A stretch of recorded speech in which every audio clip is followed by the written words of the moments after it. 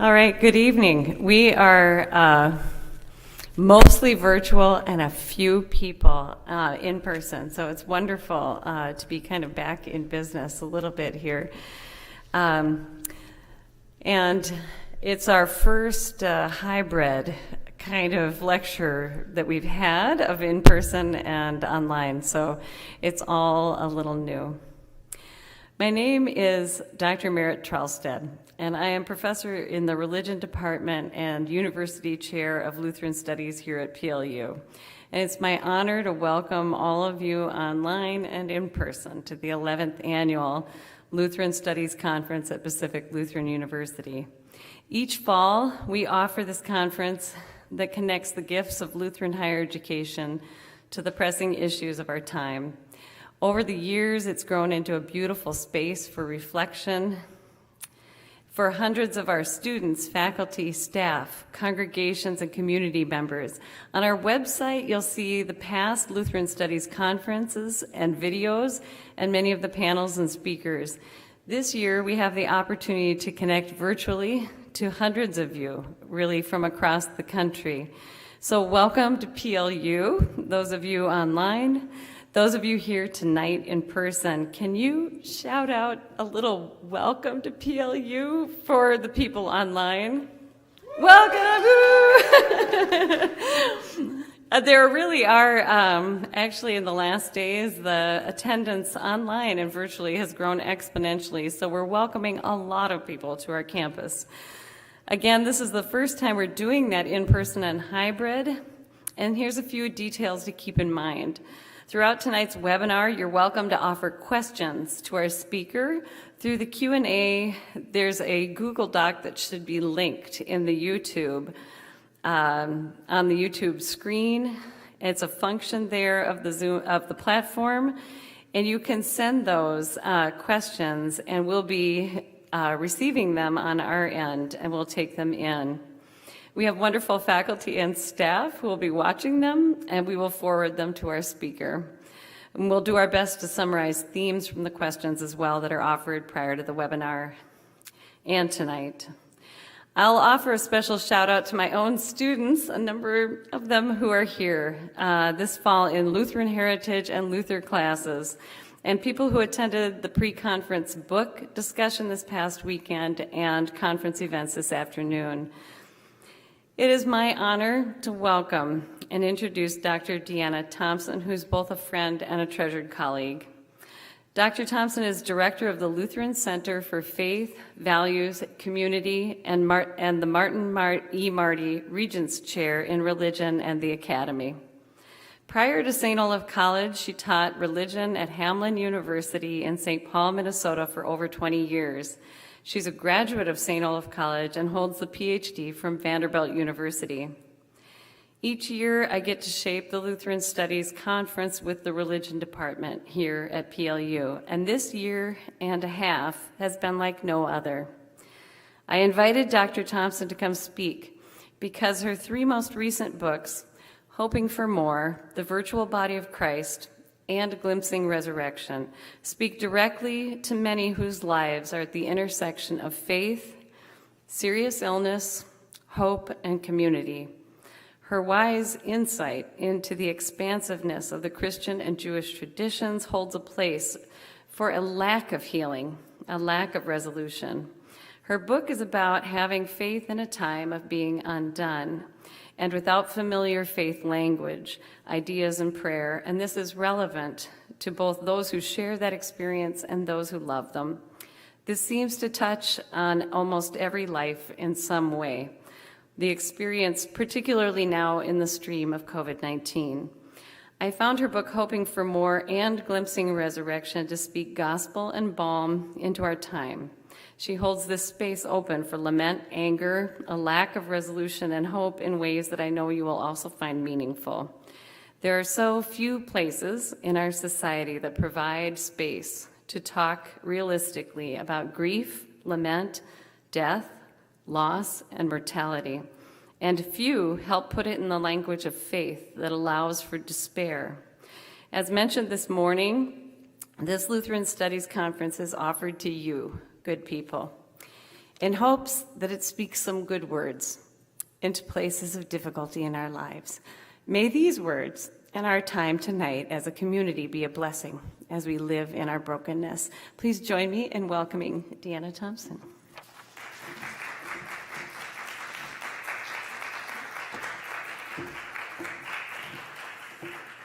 Thanks so much, Merritt, and thanks to you and Bjorn and Kai for the welcome to Tacoma and PLU, and also what incredible panels this afternoon. Those were sacred conversations. I'm humbled to join my voice to their wisdom about what it means to live amidst the awful and the beautiful in our current context. So as many of you at PLU likely know well, a signature of Lutheran higher education is a focus on the concept of vocation. You're also likely aware that one of the definitions of vocation that institutions have utilized over the past several decades comes from the writings of theologian, minister, and novelist Frederick Beuchner. Beuchner's approach to vocation is deeply theological. He's clear that a calling assumes a caller, and for Christians, Beuchner observes, this caller is the living God. What makes it so difficult to hear the call, though, is that God's voice is not the only voice calling to us. The challenge is to hear God's voice amidst a cacophony of voices. There are all different kinds of voices calling you to all different kinds of work, Beuchner writes. And the problem is to find out which is the voice of God, rather than the voice of society or the superego or self-interest. So how can we discern God's voice amidst all the others? According to Beuchner, a good rule for finding out is this: the kind of work God usually calls you to is the work that you need most to do and that the world most needs to have done. The place God calls you to is the place where your deep gladness and the world's deep hunger meet. This last sentence of Beuchner's definition is what has become synonymous with the word vocation in many institutions of higher education over the past few decades.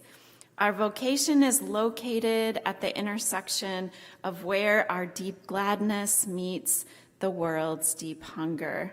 I imagine that this might be or has been a sweet spot for many of us. Our calling is the place where our passions, our joy, our gifts can be put to work in the service of the suffering and needs of the world. I didn't encounter Beuchner's definition of vocation until I was a professor of religion in the 1990s. But if I had encountered it as an undergraduate in the 1980s, I think it would have become my mantra. As a student at St. Olaf, I enrolled in the Para-College, a college within the college where students designed their own majors and were asked to explain how becoming generally and liberally educated in this particular way was going to set us up for a meaningful vocation beyond college. After graduation, I served for a year with Lutheran Volunteer Corps, running an after-school program in inner-city Baltimore, where my passion for teaching was put to work in service of students whose lives sometimes made it difficult for them to learn. Doing a PhD in theology led me to a career in teaching and writing where my deep gladness around being immersed in the really big questions of life with college students felt like a great vocational match. But in 2008, the world I knew and loved turned upside down. The mysterious breaking of 2 vertebrae in my back led to a stage 4 cancer diagnosis shortly before Christmas. 2009 began with me resigning from virtually every aspect of my full and wonderful life. Once I was weaned off the oxycodone and fentanyl, I had a reoccurring vision of taking a file folder labeled cancer diagnosis and handing it to the receptionist at the oncology clinic where I spent much of my time, telling her firmly but politely that I had tried incurable cancer on for size, but unfortunately it didn't fit my vocational path, so I was returning it. This lousy diagnosis didn't relate in any way to my deep gladness. Instead of meeting the world's deep need, my life had become a bucket full of needs that relied on a small army to help me keep going.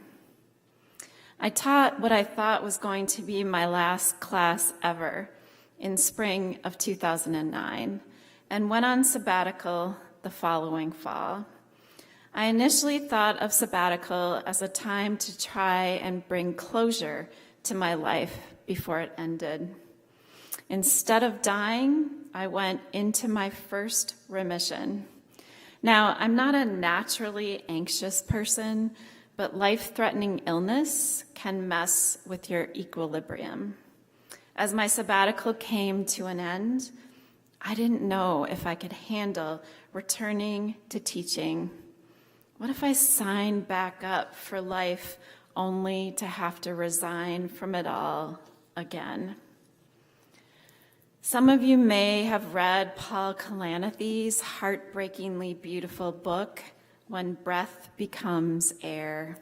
He's the Stanford neurosurgeon who was diagnosed with incurable cancer in his 30s and lived just a few years with the diagnosis. But in that short period of time, he too went into remission and gained back much of his strength. His oncologist suggested he go back to working as a neurosurgeon. He reminded his doctor he was dying, and her response was this: "True, but you're not dying today." Kalanithy observes that, of course, we're all dying, but some of us know this more acutely than others, and when that's the case, it can be really hard to opt back into the life you've already had to opt out of once before. But supported by his family, his faith, his friends, and his coworkers, Kalanithy found strength to put on his scrubs and return to work again until the cancer spread once again. Even as I find myself in my fourth remission of living with incurable cancer and continue to resonate with Beuchner's vision of vocation as our deep gladness meeting the world's deep need, my journey with cancer has led me to realize that conversations about vocation also need to make space for the deep sadness that fills our lives. What does it mean to integrate deep sadness into our lives, to make it part of our vocation, to figure out ways to go on? In describing the vocation of a theologian, Yale professor Willie James Jennings writes, "Theologians write as fragile bodies, even as we write about fragile bodies." Jennings calls on theologians to never forget that we are fully body.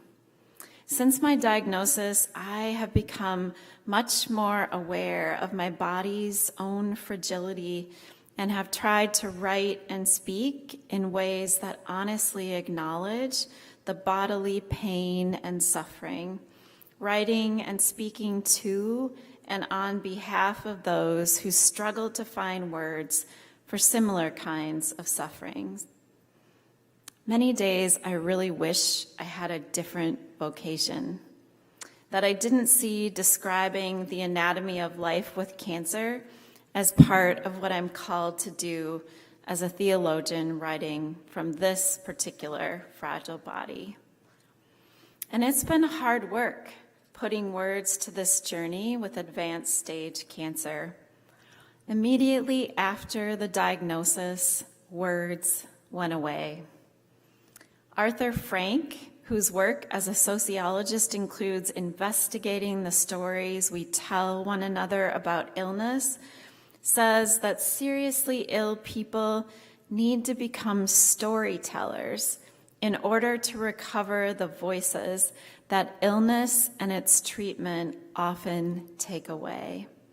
As Frank notes, the stories we tell about illness give form to lives that often inherently lack form.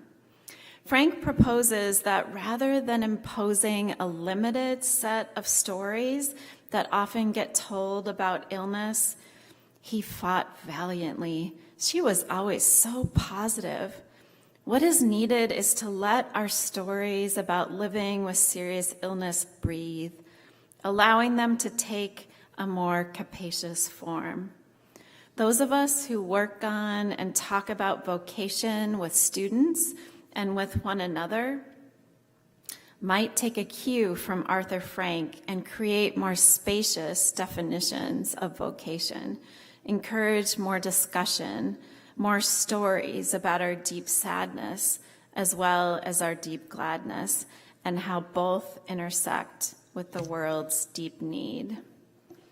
My vocational quest to locate words to talk more about the deep sadness with which so many of us live was helped significantly when I was invited by Boston University School of Theology professor Shelly Rambo to be part of a project that eventually became Post-Traumatic Public Theology, a collection of essays witnessing to the breadth and depth of traumatic experiences that we as humans endure, and offering some theological reflections on how we as individuals and communities might better support those living with trauma.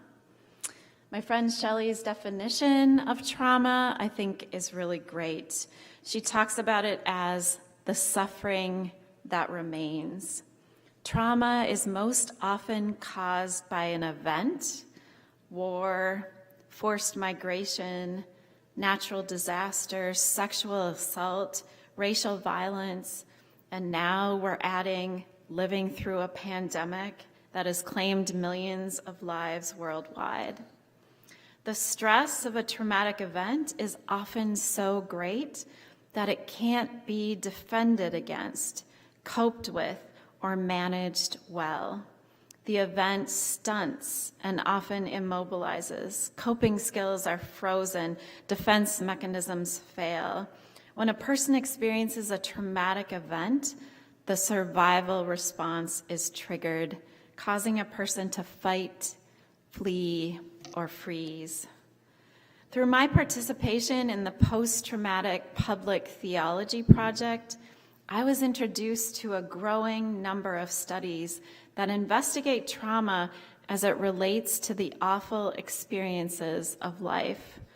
I learned about the ways in which traumatic experiences rob people of language to talk about what they've been through and how our bodies respond in different ways to traumatic events. We can feel numb, sad, depressed, exhausted. We can be compatible, disagreeable, tired, and disconnected. People living with trauma often try to hide these emotions, retreating from relationships in an attempt to protect themselves. Trauma affects our brains, but it has a lasting effect on our bodies. One of the reasons I appreciate Rambo's definition of trauma as the suffering that remains is that it includes but often extends beyond the confines of post-traumatic stress disorder. PTSD can be debilitating and life-threatening, and those who suffer from it often need medical and therapeutic help to learn how to live alongside the trauma they carry. Invoking the language of trauma can open up ways for people to talk about their deep sadness and how it relates to their sense of meaning and place in the world. Trauma theorist Kathy Carruth describes the work she and others do for those living with the after effects of traumatic emotional wounds. Carruth says, we try to understand the nature of the suffering without eliminating the force and truth of the reality that trauma sufferers face and quite often try to transmit to us. Making space for the deep sadness involves inviting those who've been traumatized to begin to find language that can help them tell stories about who they are and the suffering they carry with them. As a theologian, I've become committed to emphasizing how our faith traditions don't just help us overcome and defeat suffering, they also help us face it and live alongside it. I've gravitated more toward prayer practices and places in Scripture that make space for lament.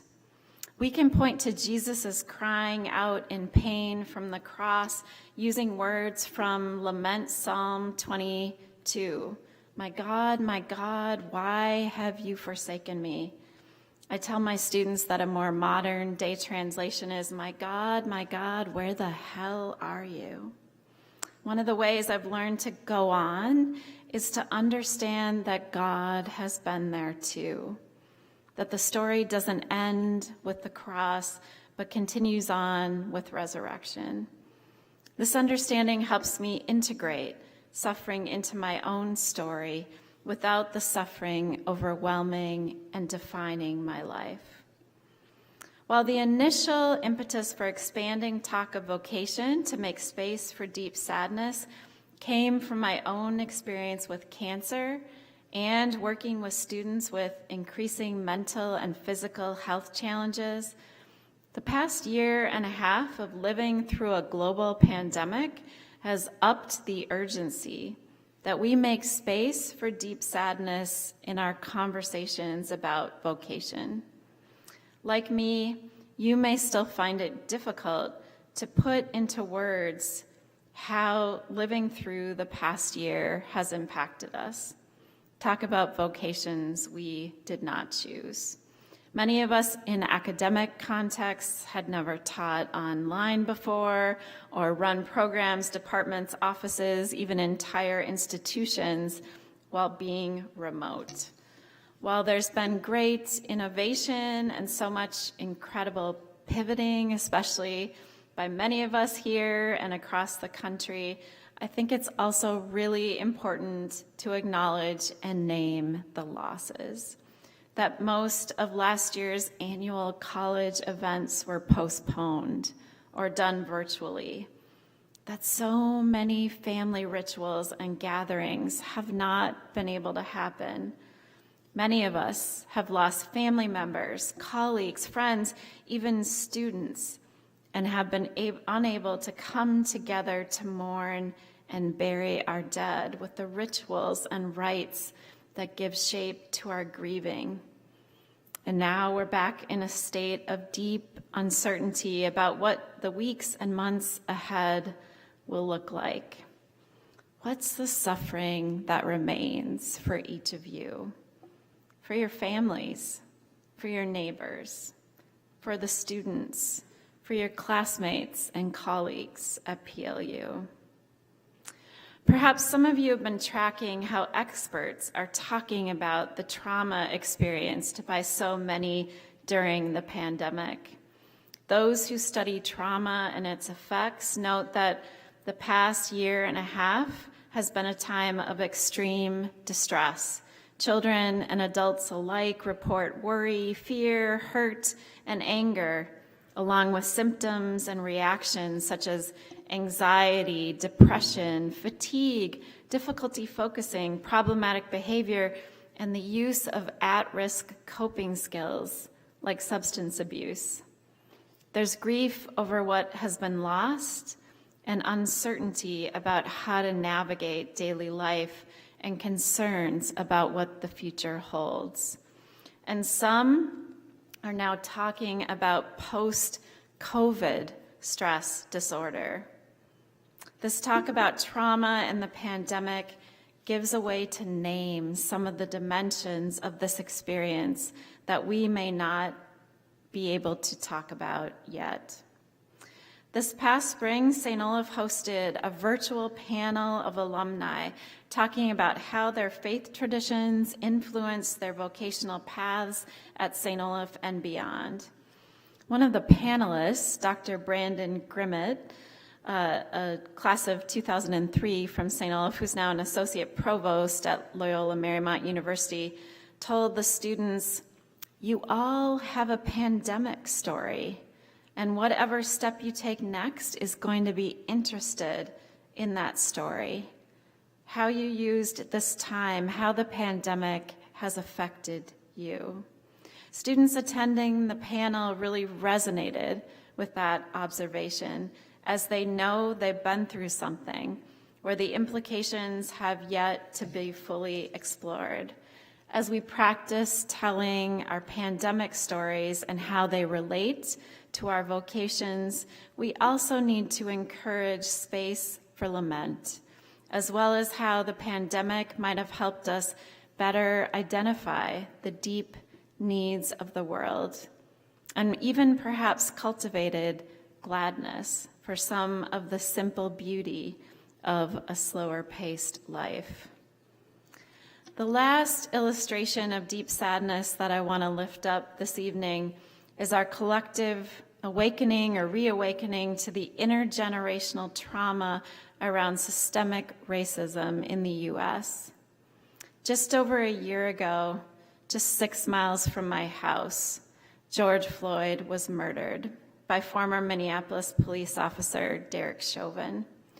George Floyd's killing was neither the first nor the last police killing of a Black person, but teenager Darnella Frazier's courageous recording of Floyd's murder injected the language of collective historical trauma into national conversations about what it means to be Black in America today.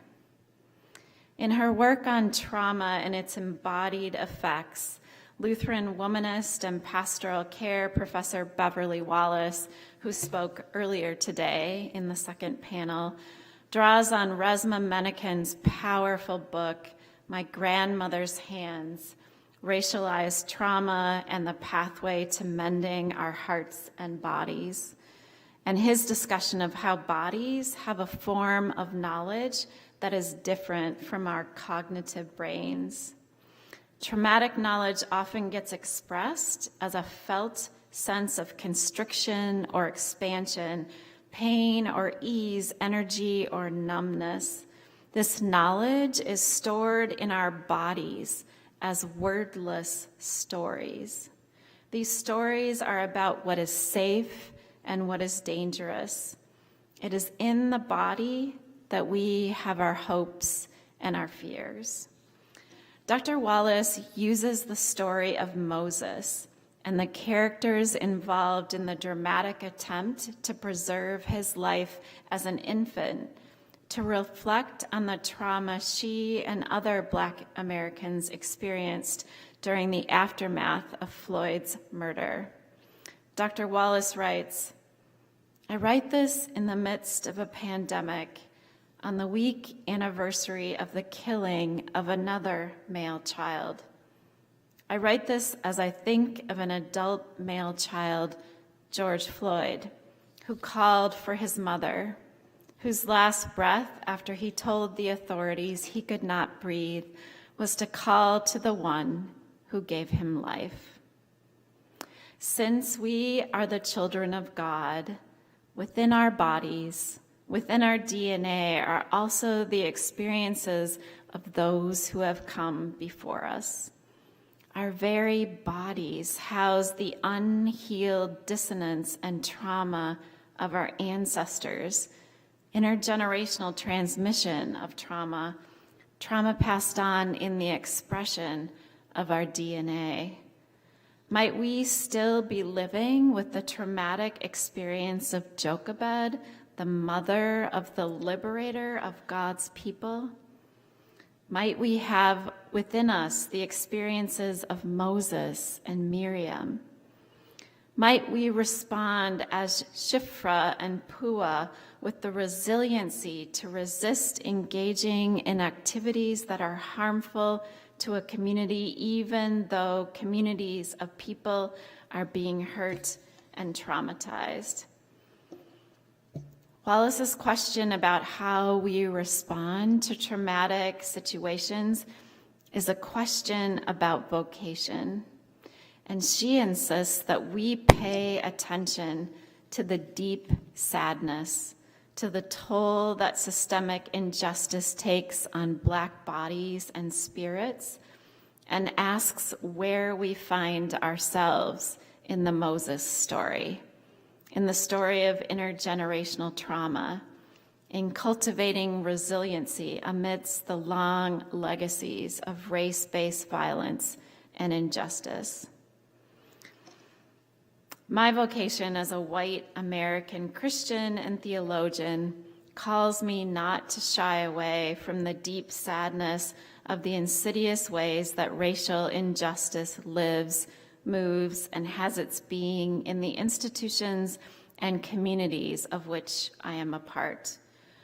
We started my course this past spring on anti-racist Christian theologies by viewing a lecture from Dr. Ibram Kendi on the need to shift from being not racist to anti-racist, as well as Willie James Jennings's definition of fragile bodies who are doing theology, and that the theology most worth doing, Jennings says, is that which is done at the site of pain and suffering, while the theologian themselves is a site of pain and suffering. We also read and digested Beverly Wallace's article on the impact of intergenerational trauma on actual bodies. It's important that in her analysis of the Moses story, that Dr. Wallace does not neglect the roles of Shiphrah and Puah, the midwives, who refused to follow Pharaoh's directive to kill the Hebrew baby boys. Wallace writes, when faced with a stress as great as the order to end newborn lives, the midwives chose to fight back by not following this order and doing their part to protect the lives of babies such as Moses.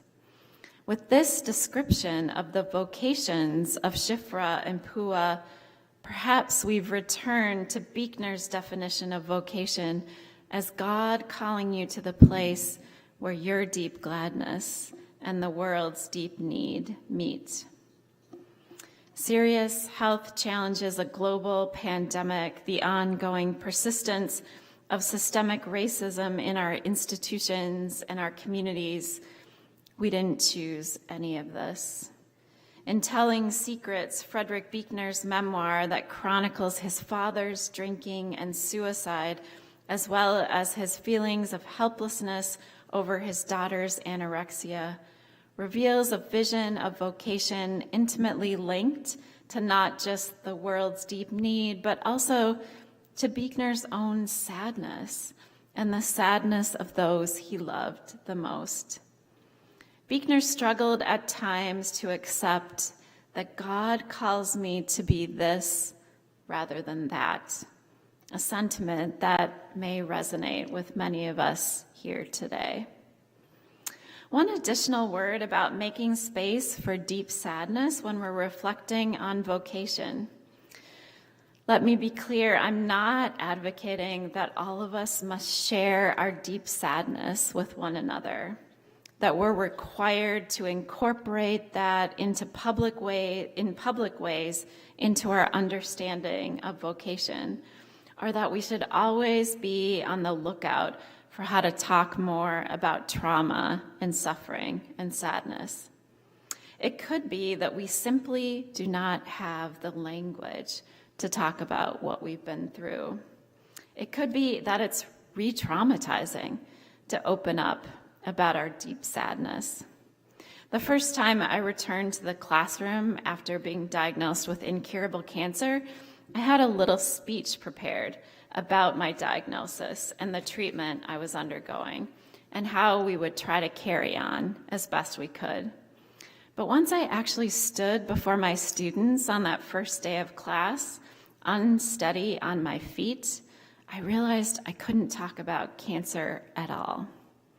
During the early months after the diagnosis, the classroom became the one cancer-free zone of my life, and what a gift that was.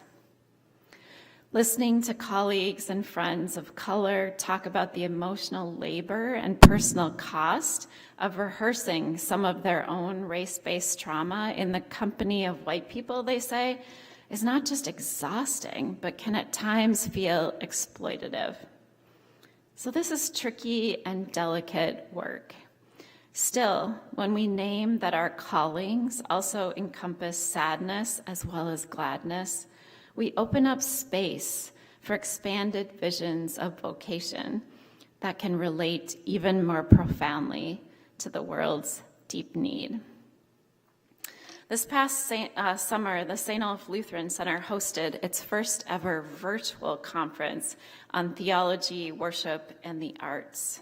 One of the presenters was Twin Cities-based spoken word artist and theologian Joe Davis. Davis embodies how art can help give expression to the sadness and gladness with which we all live, how art can illumine the ways in which we're interconnected.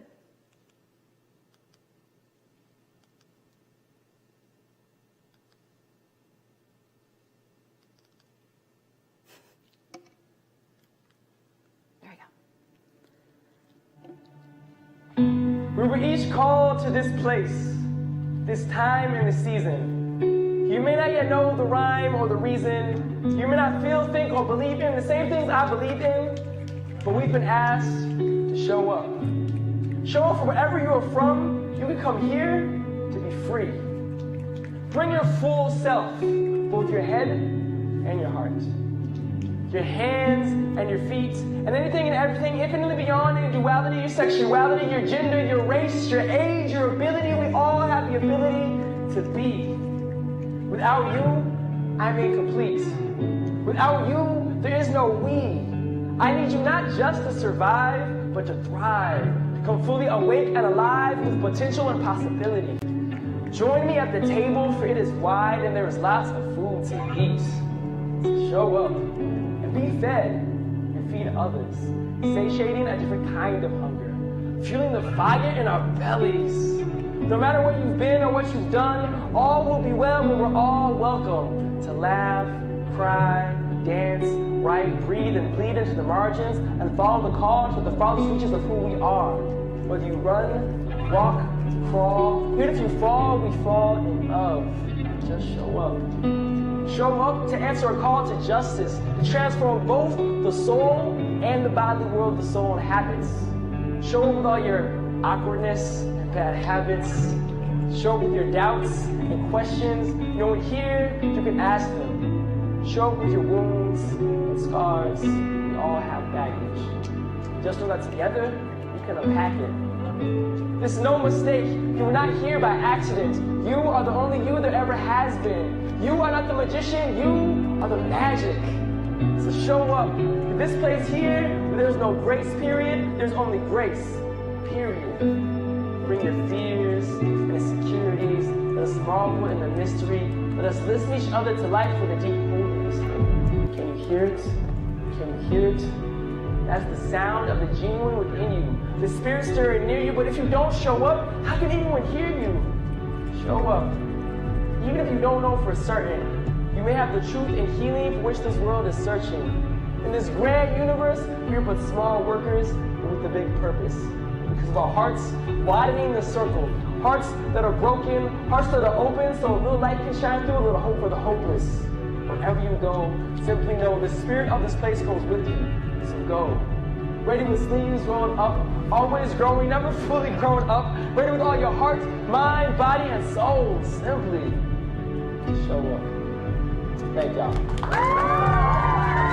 That's my encouragement to you all. Yeah. Much love to everybody. Yeah. That's what it's all about, y'all. We gotta show up. Let's create this world together.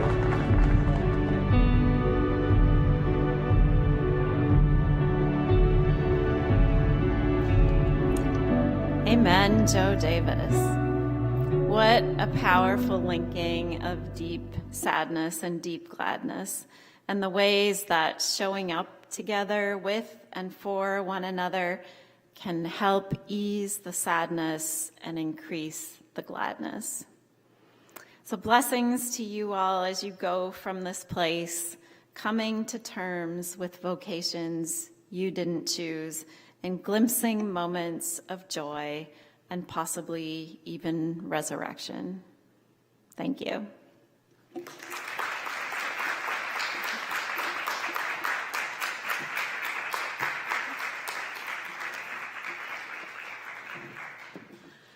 We're going to take questions. Maybe we'll take one from online. So again, you can put those into.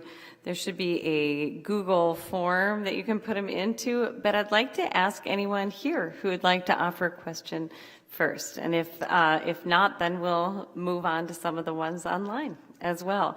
And then we'll take just 10, 15 minutes or so.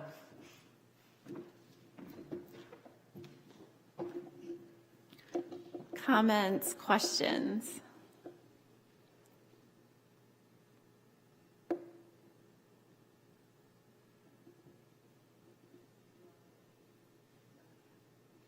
Go ahead.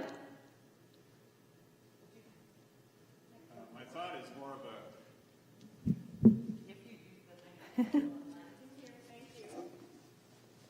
thought is more of a comment than a question, but I think it relates to your presentation tonight. As an ordained pastor, I have often understood my vocation as being a wounded agency for healing. Mm-hmm. And I think that's a good way for all people of faith to think of their calling in their Christian, their vocation. Mm-hmm. Thank you. So thinking about, as a Christian pastor, the sense that you're wounded, and in your woundedness called to be with and minister to other wounded people. I think that fits very well with Christian theology, of thinking about the church as the body of Christ. And the body of Christ was a wounded body. And so that material incarnation of Christ in the world is a wounded incarnation, but one that also is receptive to the wounds of others.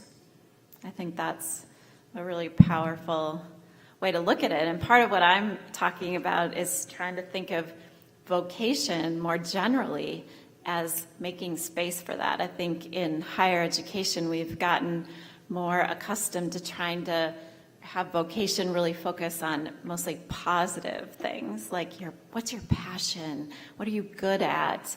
And those aren't bad things at all. But what I'm finding in spending time with students, over the past decade especially, is that there's a lot of sadness. And if we're going to think about who you are and where you're going in the world, and we only talk about passion, we only talk about gladness, we're kind of excising huge aspects of people's lives that they live with every day. And I think in our conversations about vocation, we really want to say, and we do say, we want to talk about the whole person. But a lot of the language we've used more recently around vocation has really been more of a rah-rah sort of language. And so I'm encouraging us to create more space in those conversations, for the sadness to be a part of those conversations. So thank you for that.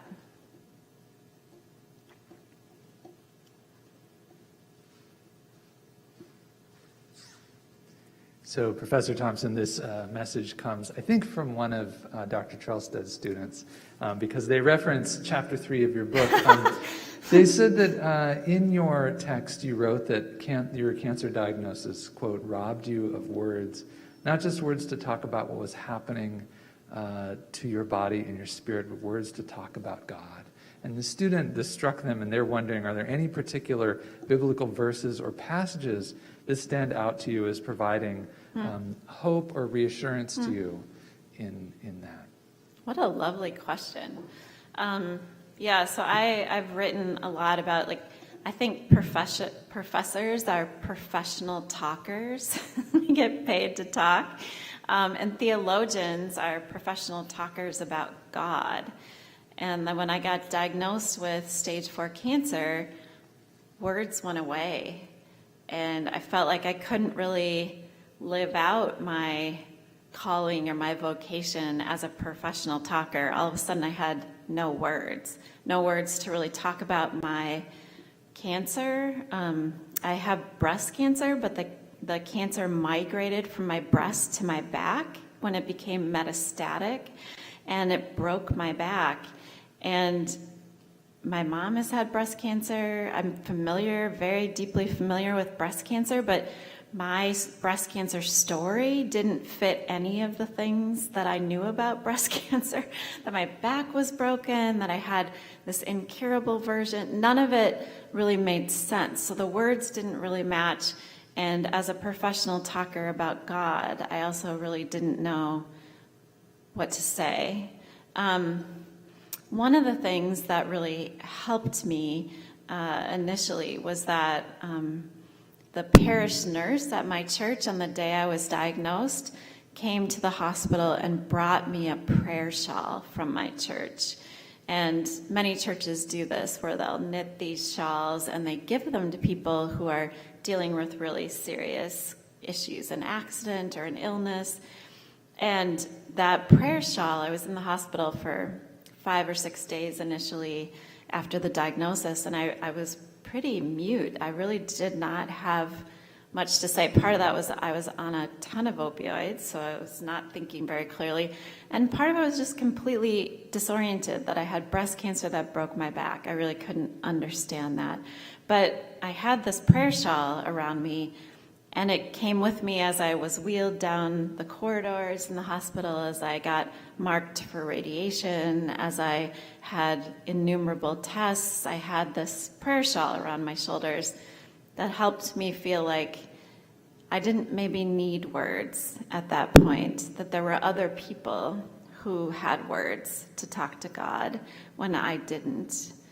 But then as a professional talker about God, eventually I started feeling like, well, I have to figure this out to a certain extent. And one of the places I went was the Psalms. And the Psalms, there are 150 of them, and 60 of them are lament psalms. And the book of Psalms is actually called the book of praises.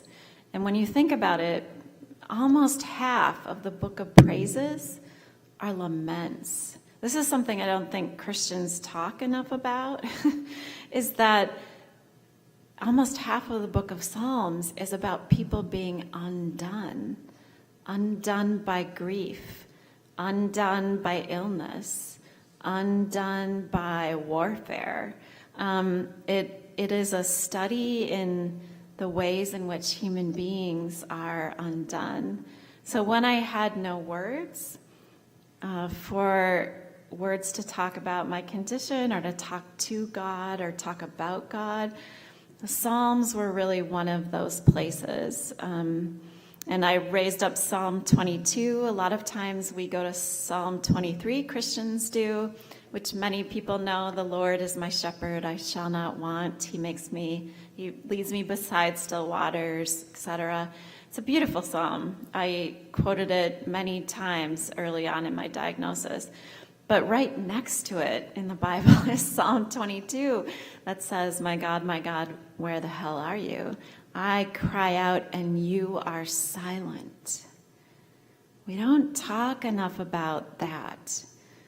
Many of us, when awful things happen to us, experience the absence of God.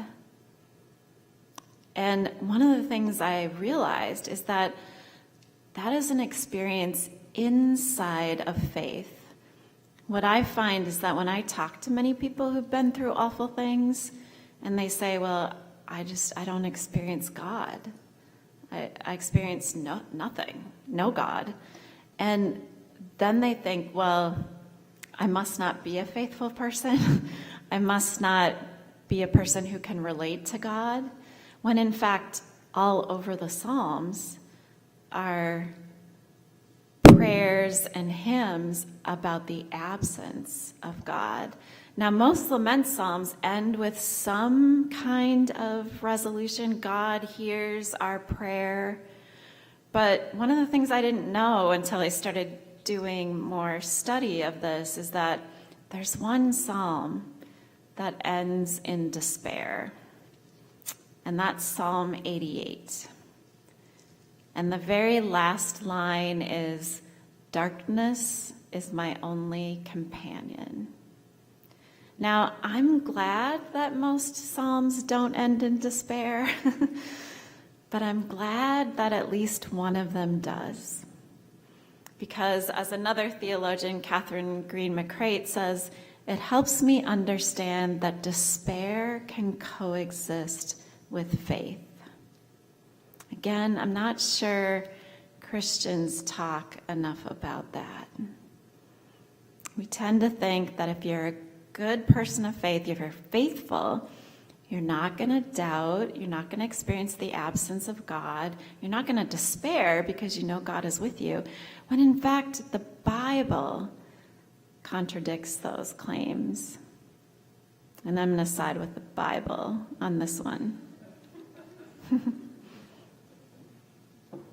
Can I ask a follow-up question to please. this? This is great. Like, you're so Lutheran. You come back to the scripture. That's just lovely.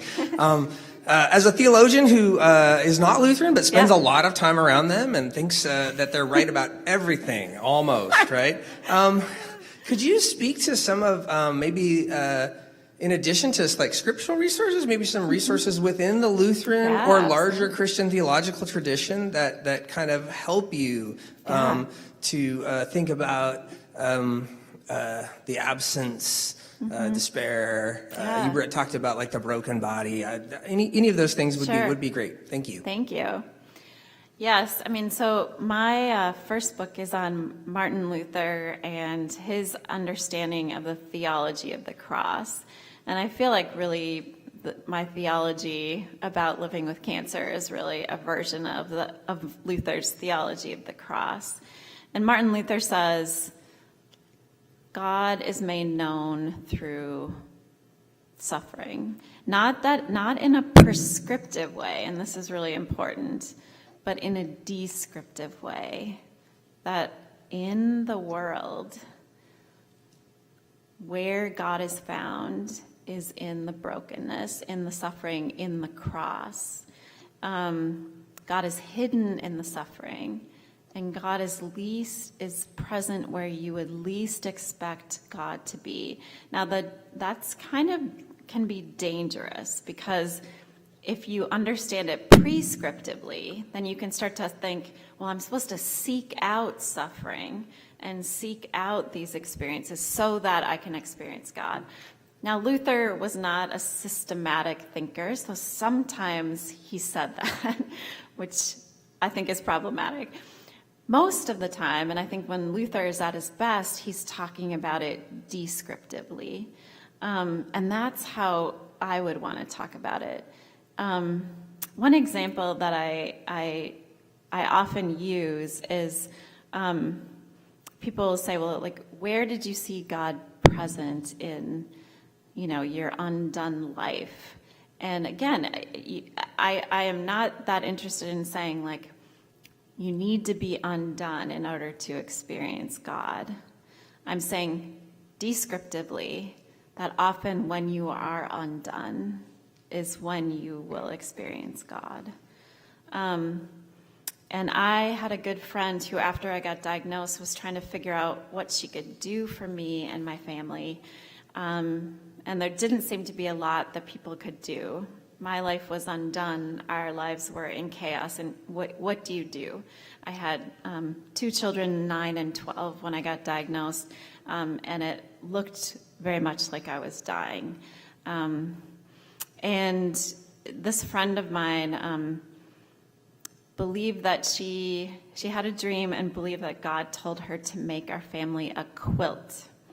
And so she went to the Caring Bridge website that my brother had set up for us and got email addresses off of that, got email addresses off of from other sources that she knew of people we were related to. And she sent a mass email saying, I'm going to make Deanna and her family a quilt. If you want to be a part of this, send me your address, or tell me if you can meet me at a coffee shop, or and she created all these squares for a quilt and sent them all over the country. People sewed together those squares and sent them back to her. And then the summer, I was diagnosed in December of 2008. In the summer of 2009, she had quilting nights at her house all summer. We would go over to her house, and we always had to strangely stay outside. We didn't ever quite figure that part out, and it was because they were making this quilt. And in the fall, there was an elaborate story to get us to come one Saturday to their house, and in the middle of this living room was a quilt that had been made by about 80 people who loved and cared for us. We were incredibly confused. There were people in our lives who don't know each other, who were all there. So we couldn't figure out why we were there and why everyone we knew was there. And then we saw the quilt and started to hear about the story of how it all came to be. And that day for me was, I was almost in my first remission. And it made me realize that this is maybe what the feast, the banquet is like after death, where people come together in such joy to be with one another and celebrate the love that they share together. And what I realized is that a glimpse of resurrection didn't come to me in what I called pre-cancer, my 95% ideal life. But it came to me in the midst of the awful, in the midst of the really broken. And that day was such a glimpse of God. And so I think that is a way in which God gets hidden in the suffering and gets glimpsed in places where you would least expect God to be. And I try in this life of incurable cancer to try to not deny and look away from the suffering, but also to not deny or look away from the beauty that comes in the middle. Both are real, and neither can be neglected. And I think that's a pretty Lutheran approach. Thanks for that question.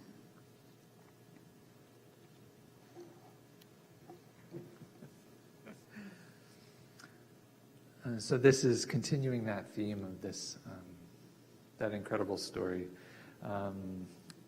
This person asks, what did you find that people did that made you feel supported? What did people do that made you feel supported while you were going through treatment?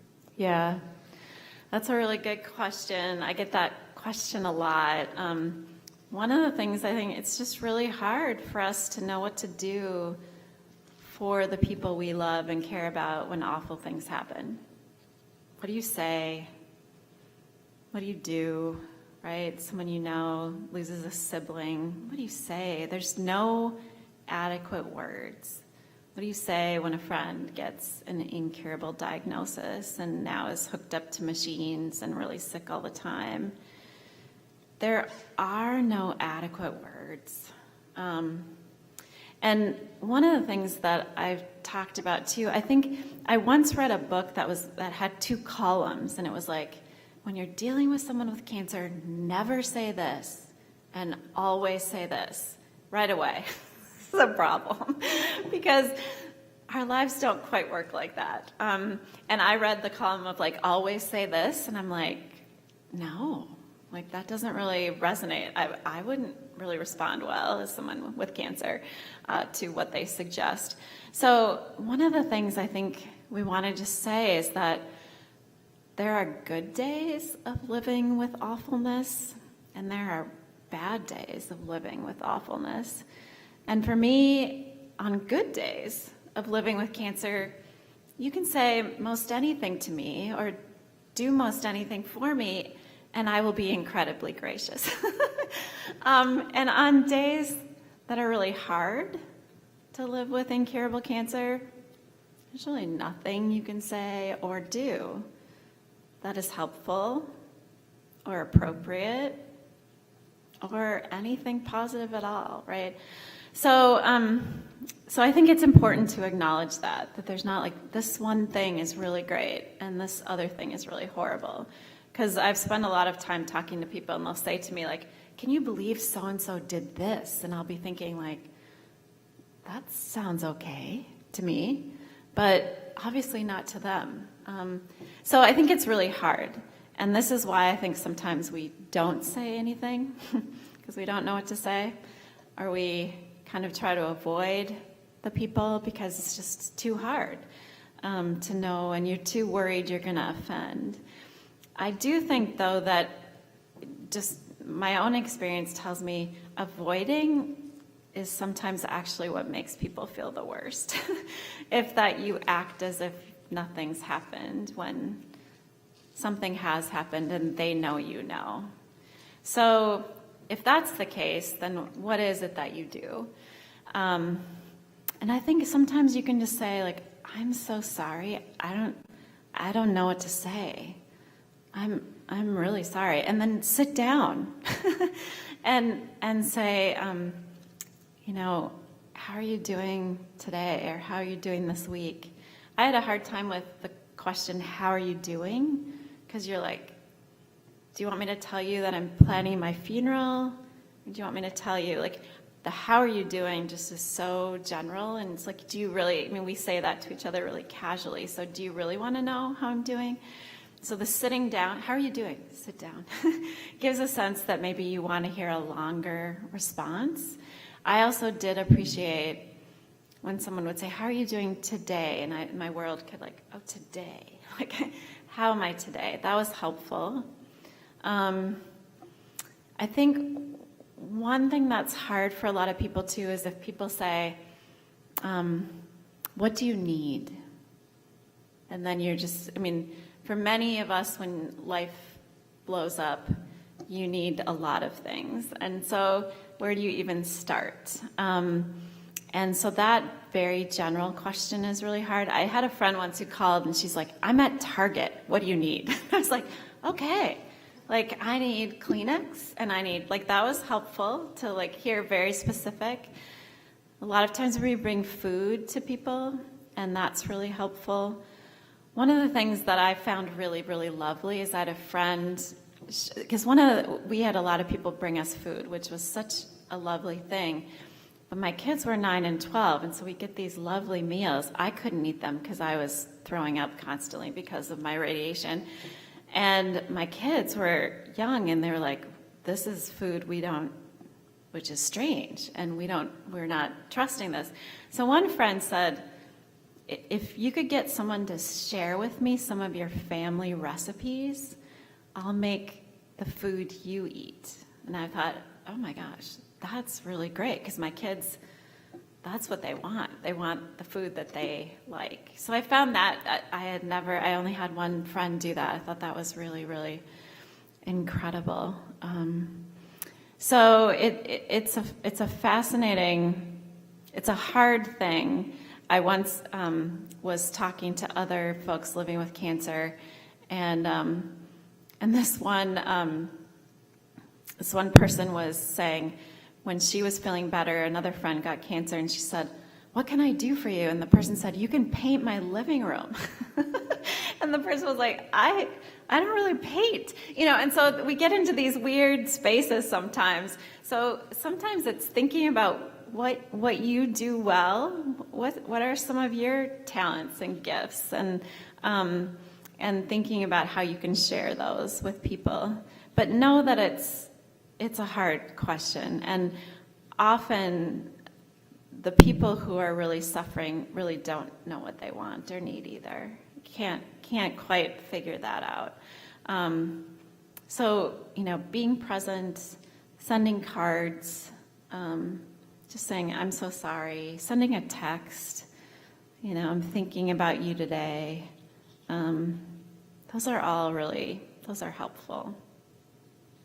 But it's a messy thing. Please join me in thanking Dr. Thank you.